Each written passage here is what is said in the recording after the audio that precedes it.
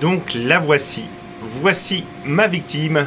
Donc comme vous pouvez voir, cette carte est en train de tourner, mais elle a un problème, elle a un ventilateur qui ne tourne pas. Donc je vais vous montrer comment on va la démonter, comment on va remplacer les deux ventilateurs, parce que je vais remplacer les deux ventilos.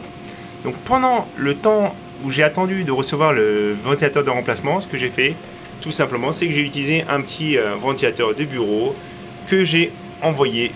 J'ai envoyé le flux d'air sur la carte pour continuer à pouvoir la faire travailler et fonctionner, et ça a plutôt bien marché. La carte ne surchauffe pas, mais ça sera quand même beaucoup plus propre quand j'aurai changé le ventilo. Donc bonjour à tous, ici c'est Jean-Jean, alias Jean-Jean à Bricole, et aujourd'hui donc on va parler de cette carte graphique. Donc on va ouvrir cette carte graphique. Alors je vous rassure tout de suite, le cutter, on va le ranger bien loin, on n'en aura pas besoin.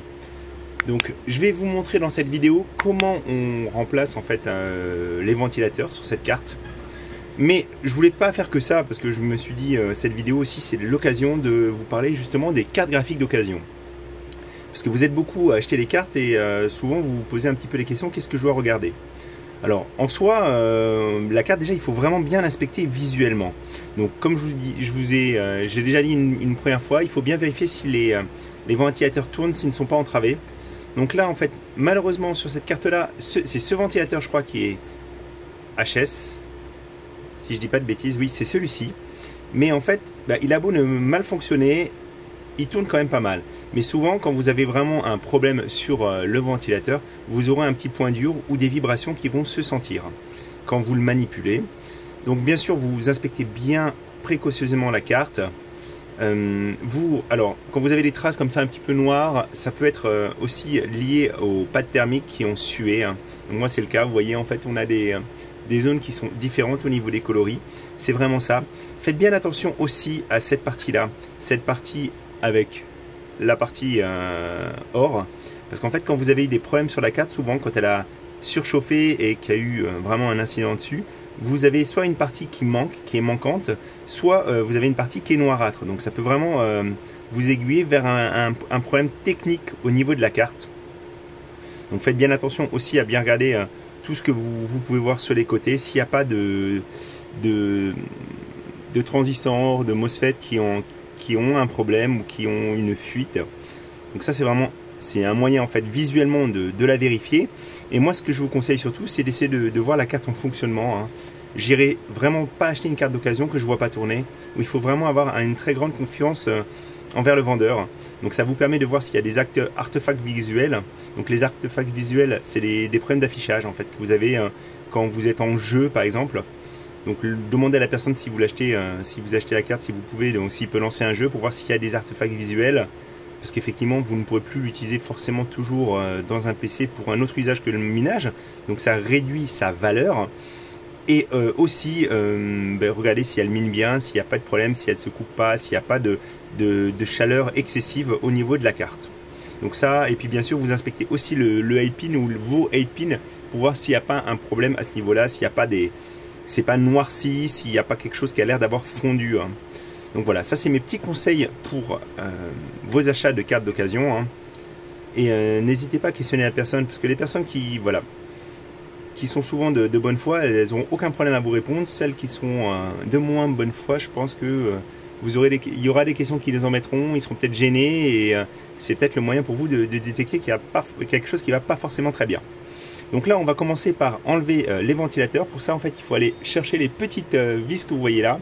Donc j'utilise toujours mes petits tournevis de précision pour ça. Et je pense que cette partie là je vais la filmer en accéléré pour pas que ça dure trop longtemps.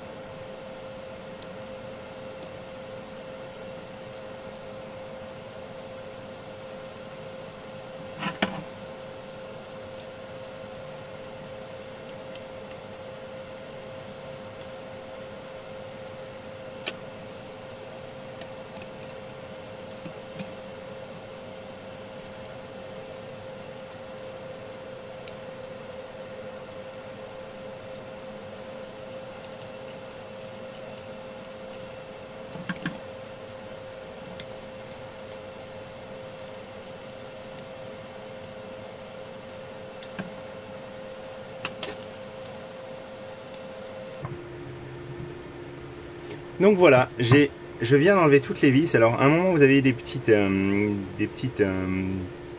morceaux de plastique noir. Donc vous voyez, ça vient bien de mon tournevis parce qu'il a du mal à rentrer partout. Donc ça vient pas de la carte, heureusement. Alors, on va essayer de déconnecter tout ça, voir ce qui coince.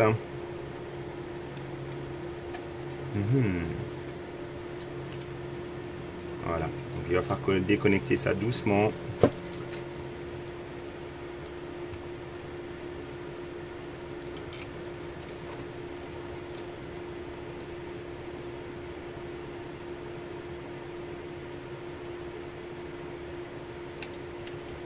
Voilà. J'ai enlevé les ventilateurs, il n'y a plus qu'à les brancher. Donc vous voyez, on a tous les branchements. Alors, la carte n'est pas trop sale, je vais quand même passer un petit coup de souffleur dessus pour nettoyer tout ce qui ne va pas. Je vous la montre. Et il n'y a plus qu'à. Alors, au niveau des ventilateurs, donc pour les extraire, ce qui s'est passé, c'est que j'ai enlevé les fils qui étaient juste mis dans des systèmes pour les tenir. Et j'ai déconnecté le second ventilateur. Il y a juste ces petites connectiques. En fait, il faut simplement y aller doucement et ça revient bien tout seul.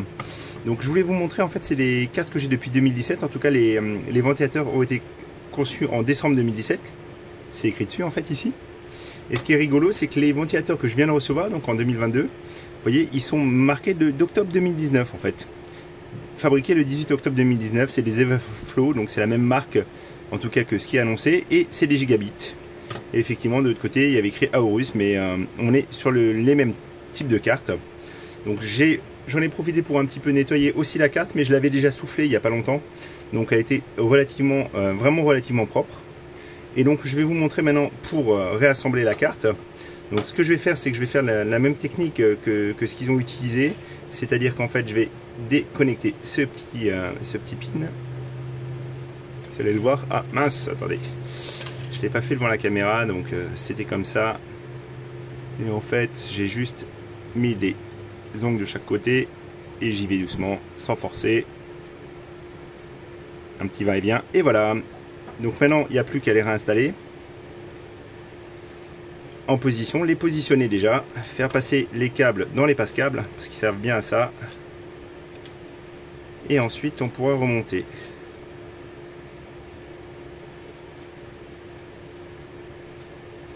Voilà.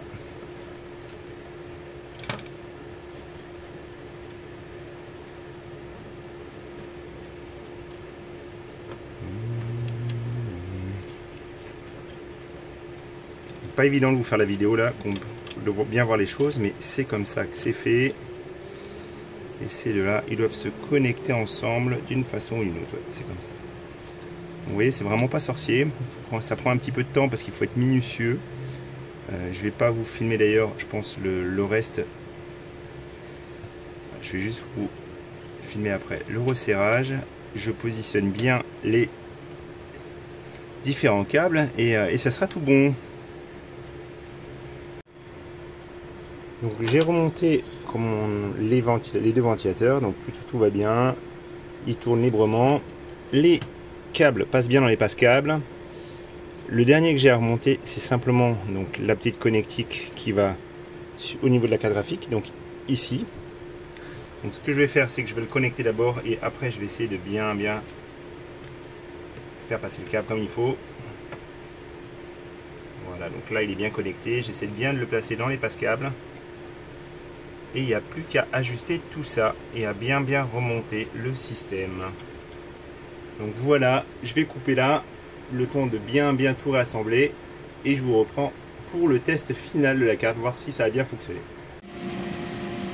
Bon, je viens de rebrancher et le verdict est là, ça fonctionne. Donc maintenant mes ventilateurs fonctionnent correctement, je n'ai plus besoin de cette extra ventilation qui venait de la gauche. Donc tant mieux. Vous avez vu, c'est pas très compliqué, il faut y aller gentiment. Je vais juste vous montrer un dernier petit point, parce que j'ai eu un petit souci quand je l'ai rebranché. J'ai une des petites nappes qui, justement, s'est redéconnectée.